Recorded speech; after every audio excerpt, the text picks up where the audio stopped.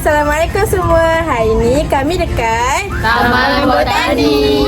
Jom jelajah dengan kami. Jom!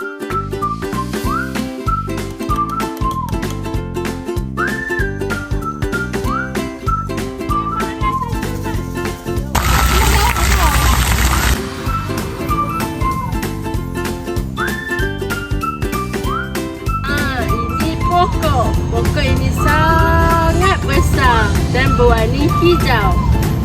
Hari ni kita nak tengok pokok unik. Nama pokok ni pokok bunga api. Cantik kan warna dia? Warna merah. Kita ada air pancing tapi tak boleh mandi sayang.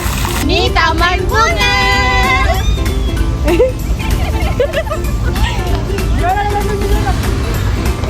Ini tasik. Dalam tasik ni ada kura-kura. Tengok tu, ada kura-kura tengah berenang. Ada 3 ekor. Ini dah pasal. Tengok burung.